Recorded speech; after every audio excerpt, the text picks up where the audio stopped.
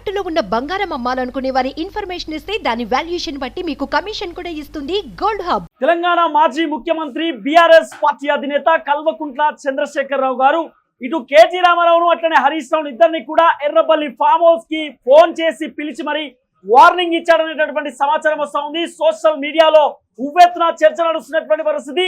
BRS పార్టీకి సంబంధించినటువంటి ఎమ్మెల్యేలు కాంగ్రెస్ పార్టీలోకి జాయిన్ అవుతా ఉన్నారు. మరోవైపు భారతీయ జనతా పార్టీలో కూడా జాయిన్ కావడానికి రెడీగా ఉన్నటువంటి పరిస్థితి. సుమారు అసెంబ్లీ ఎన్నికలకు సంబంధించినటువంటి అంశంలో 39 మంది ఎమ్మెల్యేలు గెలిస్తే కేవలం 33 మంది మాత్రమే మిగిలిరు. అంటే మిగతా 5 మంది ఎమ్మెల్యేలు కాంగ్రెస్ పార్టీలోకి జాయిన్ అయినటువంటి పరిస్థితి. ఒక ఎమ్మెల్యే లాస్యానందిత రోడ్డు ప్రమాదంలో మరణించినటువంటి సిచ్యువేషన్ కూడా మనం చూస్తాం సికింద్రాబాద్ కంటోన్మెంట్ కి సంబంధించినటువంటి అంశంలో. అయితే కంటోన్మెంట్ కి సంబంధించినటువంటి సీటు లాస్యానందిత తర్వాత నివేదిత వాళ్ళ చెల్లెకు టికెట్ ఇచ్చినటువంటి నేపథ్యంలో కూడా సిట్టింగ్ సీట్ ని ఎందుకు కోల్పోయినామంటూ కూడా కేసీఆర్ కేటీ రామారావు పైన, మరోవైపు హరీష్ రావు పైన గాడిదలు కాస్తున్నారా, ఏం చేస్తా ఉన్నారు అంటూ కూడా వాళ్ళ పైన సీరియస్ అయిందనేటటువంటి చర్చలు కూడా వినబడుతున్నటువంటి పరిస్థితి. దాదాపు బీఆర్ఎస్ పార్టీకి సంబంధించినటువంటి ఎమ్మెల్యేలు కడియం శ్రీహరి, స్టేషన్ గన్పూర్కి సంబంధించినటువంటి ఎమ్మెల్యే కాంగ్రెస్ పార్టీలోకి చేరినటువంటి పరిస్థితి. పార్లమెంట్ ఎన్నికలకు సంబంధించినటువంటి విషయంలో కూడా కడియం శ్రీహరి వాళ్ళ బిడ్డ కడియం కావ్యకు ఎంపీ టికెట్ ఇచ్చినటువంటి నేపథ్యంలో కూడా కడియం శ్రీహరి ఎంపీ టికెట్ ని కేసీఆర్ కి మళ్ళీ వాపస్ ఇచ్చేసి కాంగ్రెస్ పార్టీ నుండి వరంగల్ కి సంబంధించిన బరిలో కడియం కావ్యను ఆ పోటీ చేపించి గెలిపించినటువంటి దాఖలాలు కూడా మనం పూర్తి స్థాయిలో చూసినాం. తర్వాత కడియం శ్రీహరి తర్వాత దానం నాగేందర్ కూడా ఆయన ఖైరతాబాద్ కి సంబంధించిన బీఆర్ఎస్ పార్టీ ఎమ్మెల్యే, ఆయన కూడా పార్లమెంట్ కి సంబంధించినటువంటి అంశంలో ఆయన పార్టీకి రాజీనామా చేసి బీఆర్ఎస్ పార్టీకి కాంగ్రెస్ పార్టీ కండువా కప్పుకొని కూడా ఆయన పూర్తి స్థాయిలో కాంగ్రెస్ లో కీలకమైనటువంటి పాత్ర పోషిస్తున్నటువంటి పరిస్థితి. తర్వాత పోచారం శ్రీనివాస్ రెడ్డిని బాన్స్వాడకి సంబంధించినటువంటి బీఆర్ఎస్ పార్టీ ఎమ్మెల్యే, మాజీ స్పీకర్, కేసీఆర్ కి అత్యంత సన్నిహితమైనటువంటి వ్యక్తి, కీలక పాత్ర పోషించినటువంటి వ్యక్తి బీఆర్ఎస్ పార్టీలో.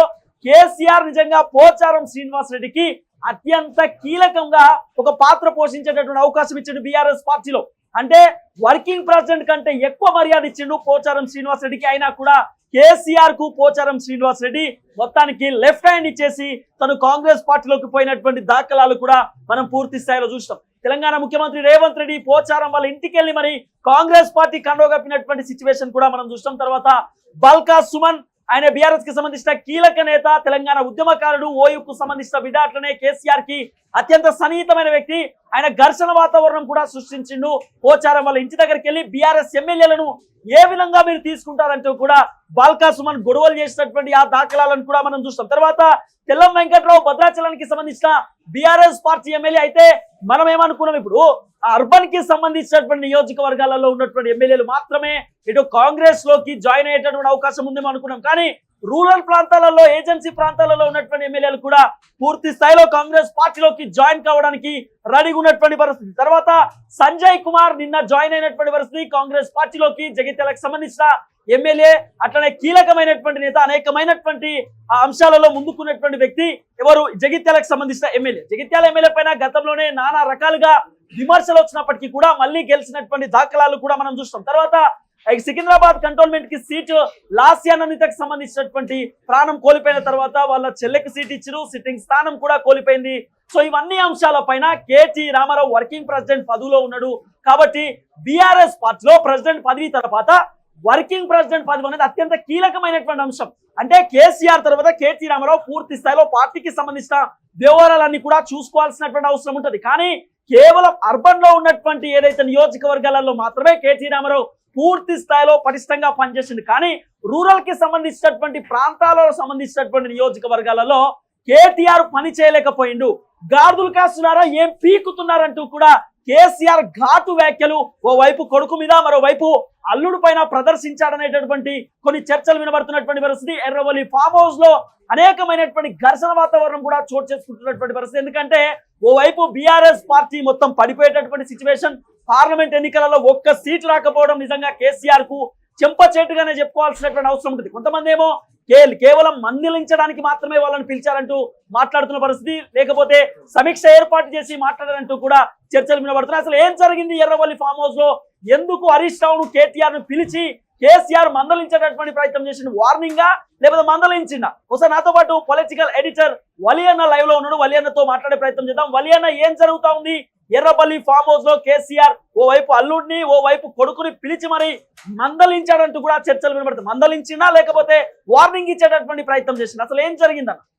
ఎర్రవల్లి ఫామ్ హౌస్ లో మాజీ ముఖ్యమంత్రి బీఆర్ఎస్ అధ్యక్షులు కేసీఆర్ ఫుల్ సీరియస్ అయినట్టుగా తెలుస్తుంది. కేటీఆర్ ని హరీష్ రావుని పిలిచి చీవాట్లు పెట్టినట్టుగా మనకి సమాచారం వస్తుంది.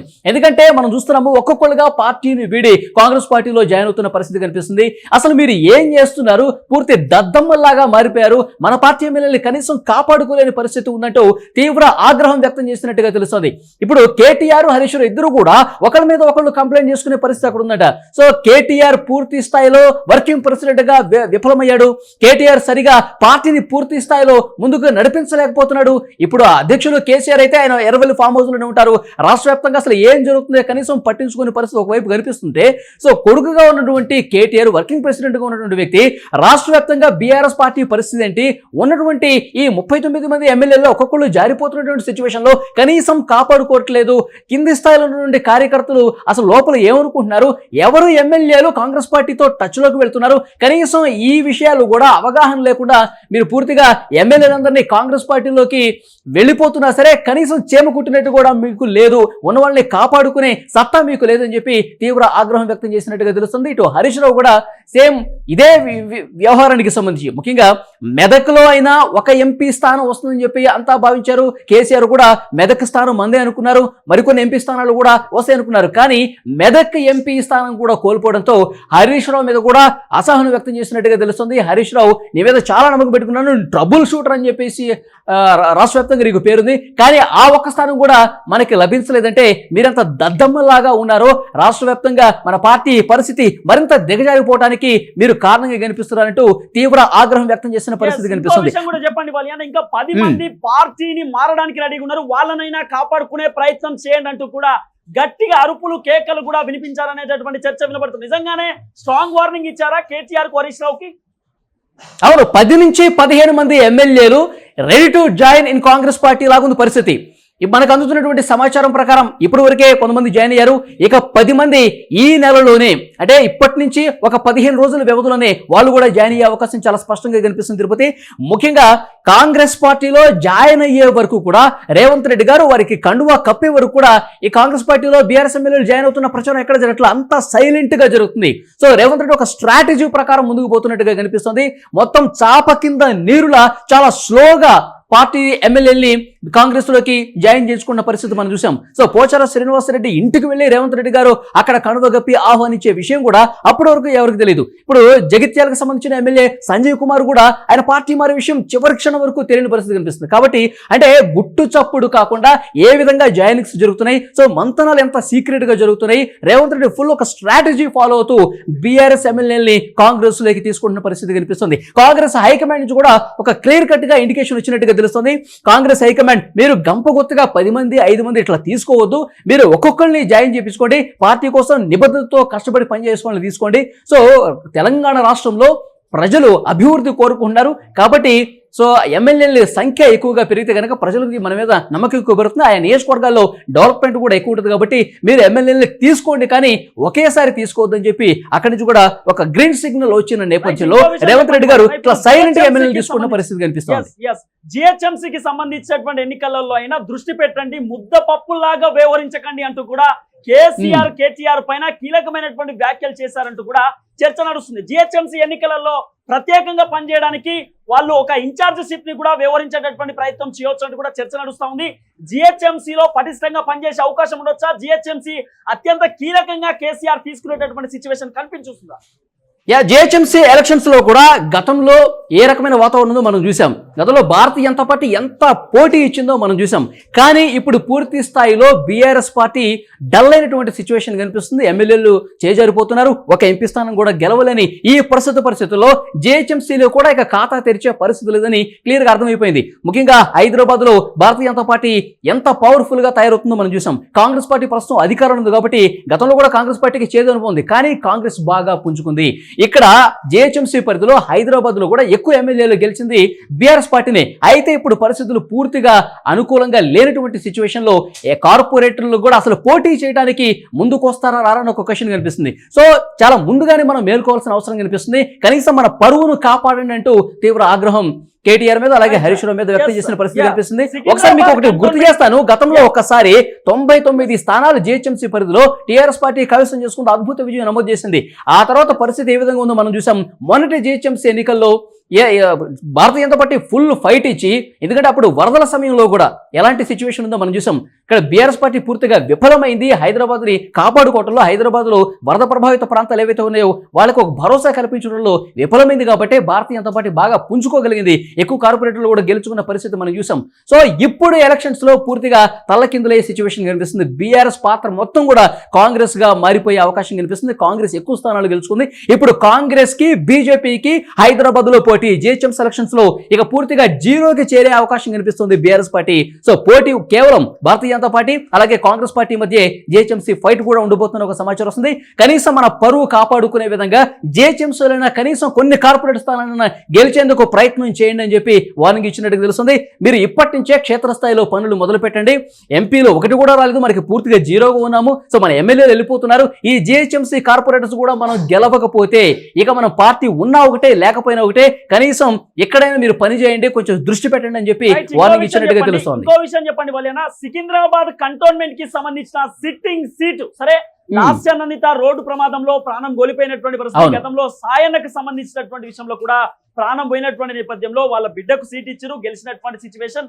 అయితే నివేదితకు సీట్ ఇచ్చారు, అయినా కూడా సిట్టింగ్ స్థానం గెలవలేదు. ఎందుకు సిట్టింగ్ స్థానంలో ఓడిపోయినాము, నాకు సరైనటువంటి రీజన్ చెప్పండి అంటూ కూడా కేటీఆర్ అడిగిందనేటటువంటి సమాచారం వస్తా ఉంది. ఏం చెప్పింది కేటీఆర్, ఏం చెప్పుండొచ్చు రీజన్స్? ఒక గంట సేపు ఎర్రవల్లి ఫామ్ హౌస్ లో క్లాస్ పెరిగితే కేటీఆర్ కు హరీష్ రావుకు అందులో అరగంట ఈ కంటోన్మెంట్ స్థానం గురించే ఉన్నట్టుగా మనకు సమాచారం వస్తుంది. ఎందుకంటే కంటోన్మెంట్ స్థానం బీఆర్ఎస్ నాయకులు సాయన్న ఆయన చనిపోవడంతో కుమార్తెకి ఇచ్చారు. ఆమె కూడా రోడ్డు ప్రమాదంలో చనిపోయారు. ఆ తర్వాత వారి సోదరికి ఇచ్చిన పరిస్థితి. కానీ అక్కడ కాంగ్రెస్ పార్టీ గెలవటం మీద సో తీవ్ర స్థాయిలో ఆగ్రహం వ్యక్తం చేశారు కేసీఆర్ గారు. అది మన స్థానం కదా, మన స్థానాన్ని కూడా మనం నిలబెట్టుకోలేకపోయామని చెప్పి ఒక ఆవేదన కనిపిస్తుంది. ఈ విధంగా అయితే భవిష్యత్తులో వచ్చే ఏ ఎన్నికలో కూడా బీఆర్ఎస్ పార్టీ గెలవని సిచ్యువేషన్ కనిపిస్తుంది. ఒకవైపు Bharatiya Janata party full focus పెట్టింది తెలంగాణ మీద. ముఖ్యంగా అమిత్ షా కావచ్చు, కిషన్ రెడ్డి, ఇక్కడ ఉన్నటువంటి బండి సంజయ్ కావచ్చు, వీళ్ళందరూ కూడా పూర్తి స్థాయిలో దృష్టి పెట్టారు. బీఆర్ఎస్ పూర్తిగా లాగేసుకునే కుట్ర భవిష్యత్తులో జరగబోతుంది. ఇక మన ఎమ్మెల్యేలు ఎవరు ఉండరు. జిహెచ్ఎం సెలక్షన్స్ లో కూడా ఇక్కడ ఒక కార్పొరేటర్ కూడా గెలవకపోతే ఇక మన పార్టీ నడిపే పరిస్థితే ఉండదు. ప్రజల్లో పూర్తిగా చులకన భావం తయారవుతున్న పరిస్థితి కనిపిస్తుంది. ఇప్పటికే మన మీద చాలా కేసులు కూడా తెర మీద వచ్చే ఆలోచనలు ఉన్నారు. ఇవన్నీ దృష్టిలో పెట్టుకుని ఉన్న స్థానం కూడా మనం గెలవలేకపోతే ఏంటి పరిస్థితి? ఉన్న ఎమ్మెల్యేలు వేరే పార్టీలోకి వెళ్ళిపోతున్నారు. ఈ భవిష్యత్తులో జరిగే ఏ ఎన్నికలు కూడా మనం సీరియస్ గా తీసుకోకపోతే గనక ఇక పార్టీ నడపలేము. ఈ పార్టీని తీసుకెళ్లి ఏదో ఒక జాతీయ పార్టీలో విలీనం చేయడం తప్ప ఇక మనం చేయాల్సింది ఏమీ లేదు. ఎందుకంటే మన మీద చాలా సీరియస్ గా కేసులు కూడా తెర మీద తీసుకొస్తారు కాబట్టి ఇక మనం జైలుకు పోవడం తప్ప వేరే మార్గం లేదని చెప్పి చాలా మదన పడ్డట్టుగా, బాధపడ్డట్టుగా, చాలా సీరియస్ గా వార్నింగ్ కూడా ఇచ్చినట్టుగా తెలుస్తోంది. రైట్, ఇంకో నెల రోజులైతే గ్రామ పంచాయతీకి సంబంధించినటువంటి ఎన్నికలు కూడా తెరపైకి వస్తుంది వాళ్ళు అన్న. ఇదే నేపథ్యంలో దాదాపు సర్పంచ్లు కానివ్వండి, జెడ్పీటీసీలు, జెడ్పీ చైర్పర్సన్లు, ఎంపీపీలు కానివ్వండి, ఎంపీటీసీలు కానివ్వండి, వీళ్ళందరూ కూడా మూకాముడిగా సుమారు ఒక 1200 నుండి 1300 మంది ఒకేసారి మూకాముడిగా బీఆర్ఎస్ పార్టీకి రాజీనామా చేసినటువంటి దాఖలాలు కూడా మనం చూస్తాం. అంటే వస్తున్నటువంటి గ్రామ పంచాయతీ ఎన్నికలు అంటే గ్రామ స్థాయిలో కూడా బీఆర్ఎస్ పార్టీ పూర్తి స్థాయిలో దెబ్బతిందంటూ కూడా కొంత ఒక ఘర్షణ వాతావరణం లోపల జరిగింది. అరుపులు, కేకలు వినబడ్డాయి. గట్టిగా వార్నింగ్ ఇచ్చాడంటూ కూడా చర్చలు వినబడుతున్నాయి. అంటే గ్రామ పంచాయతీకి సంబంధించిన ఎన్నికలు కూడా తెరపైకి వచ్చిన అవకాశం ఉందా? సో డెఫినెట్ గా ఉంటుంది. ఇక భవిష్యత్తులో ఇప్పుడు జిహెచ్ఎంసీ ఎలక్షన్స్ కావచ్చు, స్థానిక సంస్థల ఎన్నికలు కావచ్చు, ఇవన్నీ జరిగే అవకాశం ఉంది. కాబట్టి క్షేత్రస్థాయిలో పార్టీని ఇప్పటికైనా మీరు బలోపేతం చేయండి. మీరు సీరియస్ గా తీసుకోండి. రూట్ లెవెల్లో పార్టీకి సంబంధించిన సమీక్షా సమావేశాలు ఏర్పాటు చేయండి. కింద గ్రామ స్థాయిలో, మండల స్థాయిలో, జిల్లా స్థాయిలో పార్టీని బలోపేతం చేసే విధంగా, అంటే ప్రభుత్వ వ్యతిరేకంగా, ప్రజలకు వ్యతిరేకంగా ఏవైతే ప్రభుత్వం తీసుకుంటుందో ఆ కార్యక్రమాలు అన్నింటి మీద మీరు దృష్టి పెట్టండి. సో ప్రజల కోసం పనిచేయండి, చాలా సీరియస్ గా పనిచేయండి. ఏదో తూతుమంతరంగా మీడియా ముందు, కెమెరాల ముందు మీరు మీటింగ్లు పెట్టడం కాకుండా రూట్ లెవెల్లో పార్టీ పరిస్థితి ఏంటి, ప్రస్తుత ప్రభుత్వం మీద ఏమనుకుంటుంది, సో ప్రభుత్వం ప్రజలకు వ్యతిరేకంగా ఏదైనా డెసిషన్స్ తీసుకుంటే ఏ విధంగా పోరాటాలు చేయాలి, జిల్లా స్థాయిలో ఎలాంటి కార్యక్రమాలు చేయాలి, మండల స్థాయిలో ఎలాంటి కార్యక్రమాలు చేయాలి, సో పార్టీని పూర్తి స్థాయిలో పటిష్టం చేసేందుకు ఎలాంటి చర్యలు తీసుకోవాలి, వీటన్నిటి మీద మీరు దృష్టి పెట్టాల్సిన అవసరం కనిపిస్తుంది. భవిష్యత్తులో ఇక ఏ ఎన్నిక వచ్చినా సరే బీఆర్ఎస్ సీట్లు, స్థానాలు పెంచుకునే విధంగా మన కార్యక్రమాలు ఉండాలి. ఆ రకంగా తయారు చేయండి అని చెప్పి అన్నట్టుగా తెలుస్తుంది. కానీ చాలా సీరియస్ గానే వార్నింగ్ వార్నింగ్ ఇచ్చినట్టుగా తెలుస్తుంది. ఎందుకంటే ఇప్పుడు మనం చూసాము కేసులు తెర మీదకి వస్తున్నాయి. ఈ కేసులు తెర మీదకి వస్తే ఇప్పటికే కవిత జైల్లో ఉన్నారు. ఇప్పుడు ఫోన్ ట్యాపింగ్ కేసు బయటకు వస్తుంది అంటున్నారు. దానికి సంబంధించి విద్యుత్ స్కామ్ కి సంబంధించి ఇలాంటి ఈ స్కామ్లన్నీ కూడా మనల్ని ఇబ్బంది పెట్టే కార్యక్రమం తీసుకుంటారు. కాబట్టి ఏ క్షణం ఏదైనా జరగచ్చు. ఒకవేళ నేను లోపలికి పోయినా సరే మీరు పార్టీని పూర్తి స్థాయిలో ఎక్కడ డీలా కాకుండా చూడాల్సిన బాధ్యత మీద ఉంటుంది. కానీ మీరే ఇట్లా పార్టీని పట్టించుకోకుండా ఉన్న ఎమ్మెల్యేలు కూడా కాపాడుకోకుండా మీరు వ్యవహరిస్తే కనుక సో భవిష్యత్తులో మనం పార్టీ నడిపే పరిస్థితి ఉండదు, మరింత దిగజారిపోయే పరిస్థితి ఉంటుంది. మన కార్యకర్తలు ఏ పార్టీకి తెలంగాణలో గతంలో లేనటువంటి కార్యకర్తలు మనకు ఉన్నారు. అన్ని సభ్యత్వాలు ఉన్నాయి లక్షల సంఖ్యలో. సో డెఫినెట్ గా పార్టీని రూట్ లెవెల్లో వాళ్ళకు ఒక ధైర్యం కల్పించే విధంగా, ఒక మనోధైర్యం కల్పించే విధంగా, భవిష్యత్తు మనదే అని చెప్పి వాళ్ళకి చెప్పే విధంగా మీరు వాళ్ళలో కలగజేయాలి. అంటూ కూడా మాటలు అదుపులో పెట్టుకోండి. కేటీ రామారావు నీ నోటిదుల వలనే బీఆర్ఎస్ పార్టీకి చాలా డ్యామేజ్ జరిగింది. గతంలో ఫోన్ ట్యాపింగ్ వ్యవహారంలో కూడా 2-3 లుచ్చాగాల ఫోన్లు ట్యాప్ చేస్తామంటూ కూడా అడ్డంగా దొరికిపోయినటువంటి దాఖలాలు కూడా చూసినాం. అంతెందుకు మొన్న జరిగినటువంటి బీఆర్ఎస్ పార్టీకి సంబంధించిన భవన్ లో ఒక పూజారి చెప్పిండు, కేటీఆర్ నీ మాటలు తగ్గించుకోవాలా, నీ నోటిదుల వలనే బీఆర్ఎస్ పార్టీకి డ్యామేజ్ జరుగుతుంది, నీకు ముప్పు ఉందంటూ కూడా అయ్యగారు చెప్పినటువంటి నేపథ్యాన్ని కూడా మనం అంటే పూర్తి స్థాయిలో కేటీ రామారావు మీ మాటలను తగ్గించుకోండి, నేను ఎందుకు సైలెన్స్ ఉంటున్నా అంటే కొద్దిగా వెయిట్ చేద్దామనే కదా సైలెన్స్ ఉంటున్నా, నా లెక్కన మీరు కూడా ఆచితూచి అడుగులేయండి అంటూ కూడా కీలకమైనటువంటి అంశాలని చెప్పినట్టు కూడా సమాచారం వస్తుంది. కేసీఆర్ కి నిజంగానే మాటలు తగ్గించు అంటూ కూడా మాట్లాడే ప్రయత్నం చేసిన కేసీఆర్. అవును, డెఫినెట్గా ఈ విషయం కూడా చర్చకు వచ్చింది. అంటే ఏదన్నా ఒక విషయం మాట్లాడుతుంటే పూర్తి స్థాయిలో అవగాహనతో మాట్లాడాల్సిన అవసరం ఉందని చెప్పారు. సో దాంతోపాటుగా నోరు జారితే గనక సోషల్ మీడియాలో ఏ విధంగా ట్రోల్స్ చేస్తున్నారో మనం చూస్తున్నాము. సోషల్ మీడియా వేదికగా ప్రత్యర్థ పార్టీలకు సంబంధించిన కార్యకర్తలు ఎంత బలంగా పనిచేస్తున్నారో మనం చూస్తున్నాము. సో డెఫినెట్గా మనం ఏ ఒక్క చిన్న పొరపాటు చేసినా సరే అది మరింత పెద్దదిగా కనిపించే అవకాశం కనిపిస్తుంది. ఇది మరింత డ్యామేజ్ అయ్యే అవకాశం ఉంటుంది. ఇప్పుడు కాంగ్రెస్ ప్రభుత్వం వచ్చిన తర్వాత అనేక స్కామ్లు బయటకు రావడానికి కారణం ఏంటంటే గత ప్రభుత్వం చేసినటువంటి తప్పులకు సంబంధించి పూర్తి స్థాయిలో న్యాయ విచారణ చేసి విషయాలు బయటకు తీసుకున్నటువంటి ఈ ప్రస్తుత పరిస్థితుల్లో మనం మరింత జాగరూకతతో వ్యవహరించాల్సిన అవసరం ఉందని చెప్పి చాలా స్పష్టంగా చెప్పారు. మరోవైపు మనం మాట్లాడే మాటలు, మన భాష కూడా చాలా హుందాగా ఉండాల్సిన అవసరం ఉంది. మనం వేరే వాళ్ళకి ఎక్కడా కూడా అవకాశం కల్పించొద్దంటూ ఈ రకంగా క్లాస్ బీకినట్టుగా మనకి సమాచారం వస్తుంది. మరొక ముఖ్యమైన విషయం ఏంటంటే మాజీ ముఖ్యమంత్రి కేసీఆర్ ఎర్రవల్లి ఫామ్ హౌస్ లో గత కొన్ని రోజులుగా ఆయన ఫామ్ హౌస్ లో ఉండి డైరెక్షన్ ఇస్తున్న పరిస్థితి కనిపిస్తుంది. ఎప్పుడైతే ఒక్క ఎంపీ స్థానం కూడా గెలవలేదో అప్పటి నుంచి పూర్తిగా ముభావంతో ఒక ఆవేదనతో ఆయన కనిపిస్తున్నట్టుగా తెలుస్తుంది. కొంతమంది నాయకుల్ని ఎర్రవల్లి ఫామ్ హౌస్ లోకి పిలిపించుకుని మాట్లాడుకున్న పరిస్థితి కనిపిస్తుంది. ఇప్పుడు ఒక్కొక్కళ్ళు చేజారిపోతున్నటువంటి పరిస్థితుల్లో గంగుల కమలాకర్ కూడా ఆయన కాంగ్రెస్ పార్టీలో జాయిన్ అవుతారని చెప్పి పెద్ద ఎత్తున ప్రచారం జరుగుతుంది. గంగుల కమలాకర్ ను కూడా పిలిపించి కేసీఆర్ మాట్లాడారు. ఏం కమలాకర్, నువ్వు కూడా వెళ్ళిపోతున్నావా కాంగ్రెస్ పార్టీలోకి అని చెప్పేసి అంటే, నేను బతికున్నంత వరకు మీతోనే ఉంటాను అని చెప్పి ఆయన చాలా స్పష్టంగా ధీమాగా చెప్పారంట. కానీ ఇంకా పార్టీలోనే ఉన్నావు కదా, ఇలాగే మాట్లాడతావులే అని చెప్పి కొంత నవ్వుతూ మాట్లాడారంట కేసీఆర్. లేదు, నేను మీతోనే ఉంటాను, నేను నా చావు వరకు కూడా బీఆర్ఎస్ కండువానే ఉంటుంది అని చెప్పి ఆయన చెప్పి ఎర్రవల్లి ఫామ్ హౌస్ నుంచి వెళ్ళినట్టుగా తెలుస్తుంది. ఇక వేముల ప్రశాంత్ రెడ్డి కావచ్చు, పల్లా రాజేశ్వర రెడ్డి కావచ్చు, వీళ్ళిద్దరు సబితా ఇంద్రారెడ్డి కూడా కాంగ్రెస్ లోకి పోయే అవకాశం ఉందంటూ కూడా చర్చ నడుస్తుంది. ఎందుకంటే గతంలో కాంగ్రెస్ నుండి వచ్చినటువంటి వ్యక్తే కదా. అవును, ఇంతకుముందు మనం మాట్లాడుకున్నాం 10 నుంచి 15 మంది తయారుగా ఉన్నారు కాంగ్రెస్ పార్టీలో జాయిన్ కావడానికి.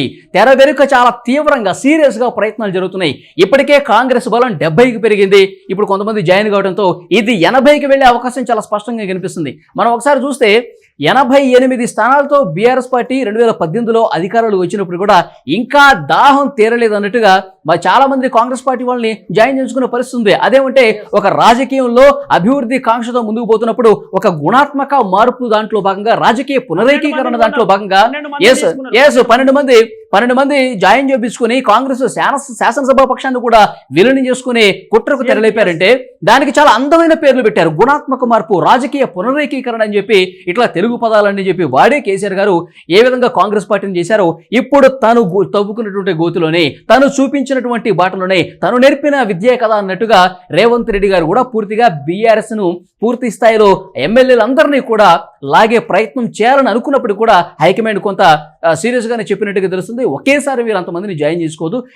ఆయా నియోజకవర్గాల్లో ఉన్నటువంటి బీఆర్ఎస్ ఎమ్మెల్యేలు వస్తామని చెప్పినా సరే మీరు ఎవరైతే మన కాంగ్రెస్ పార్టీకి లాయల్టీగా ఉంటారు, ఎవరైతే నియోజకవర్గ అభివృద్ధి కోసం నిజంగా కట్టుబడి ఉంటారు, ఎవరైతే గతంలో తప్పులు చేయకుండా ఉన్నారో వాళ్ళని ఫిల్టర్ చేసి తీసుకోండి అని చెప్పి గ్రీన్ సిగ్నల్ ఇచ్చినట్టుగా తెలుస్తుంది. సో ఎవరొస్తే వాళ్ళు కాకుండా నిజాయితీ కలిగిన వాళ్ళని, అనుభవం ఉన్న వాళ్ళని, ఏదైనా పని అప్పగిస్తే 100% నిబద్ధతతో పనిచేసే వాళ్ళని వీళ్ళని మాత్రమే తీసుకున్నట్టు తెలుస్తుంది. అందుకనే తీసుకునే ముందు వరకు కూడా, ఒకరోజు ముందు వరకు కూడా వీళ్ళు కాంగ్రెస్ పార్టీలో జాయిన్ అవుతున్నారా అని మనకి తెలియని పరిస్థితి కనిపిస్తుంది. చాలా సైలెంట్ గా మంతనాలు జరిగి పని చేసే వాళ్ళని తీసుకున్నారు రేవంత్ రెడ్డి, మనకు చాలా స్పష్టంగా అర్థమవుతుంది. Tirupati, thank you so much వలన. సో ఇది వలనకి సంబంధించిన క్లియర్ కట్ అనాలిసిస్. మొత్తానికి బీఆర్ఎస్ పార్టీకి సంబంధించినటువంటి ఎమ్మెల్యేలు ఒక్కొక్కరు కేసీఆర్ కు చెప్పకుండా, అంటే కేసీఆర్ పుసుక్కున్నది వెళ్తే మళ్ళీ అడ్డుకునే ప్రయత్నం చేస్తారు. ఎందుకంటే గతంలో పార్లమెంట్ కి సంబంధించిన ఎన్నికలలో ఆరూరి రమేష్ ఆయన కాంగ్రెస్ పార్టీలోకా లేకపోతే భారతీయ జనతా పార్టీలోకి జాయిన్ అవుతున్నారని తెలుసుకుంటే ఎర్రబల్లి దయాకర్ రావు ఇంటికి వచ్చి కిడ్నాప్ చేసి కేసీఆర్ దగ్గరికి తీసుకుపోయినటువంటి దాఖలాలను కూడా మనం చూస్తాం. అంటే చాకచక్యంగా ఎవరికీ తెలియకుండా, సార్ నేను నీ కడ వరకు నీతోనే ఉంటా, ఖచ్చితంగా బీఆర్ఎస్ పార్టీలో ఉంటా, మీరేం బాధపడుకురు అని చెప్పి కేసీఆర్కి ధైర్యం చెప్పి రేపు పొద్దుగాలే కడవ మార్చుకునేటటువంటి దాఖలాలు కూడా కనబడుతున్నాయి. ఎంతెందుకు ఇదే కడియం శ్రీహరి గతంలో చెప్పిండు కాంగ్రెస్ పార్టీ ప్రభుత్వం 6 నెలల్లో పడిపోతుందని చెప్పి, మళ్ళీ కాంగ్రెస్ పార్టీ కండువ కప్పుకున్నాడు. అంటే రాజకీయాలంటే చాలా తేలికైపోయినాయి. రాజకీయాలంటే కండువాలు మారవడం అంటే అది నిజంగా వేరే మాటనే చెప్పుకోవచ్చు. అంత దారుణమైనటువంటి రాజకీయాలు ఇప్పుడు కనబడుతున్నటువంటి పరిస్థితి. మొత్తానికి బీఆర్ఎస్ కి సంబంధించిన ఎమ్మెల్యేలు మాత్రం పూర్తి స్థాయిలో 10 నుండి 15 మందికి ముహూర్తం ఖరారైపోయినటువంటి పరిస్థితి. కాంగ్రెస్ పార్టీలోకి జాయిన్ కావడానికి రెడీగా ఉన్నారనేటటువంటి సమాచారం చాలా క్లియర్ కట్ గా వినబడుతున్నటువంటి పరిస్థితి.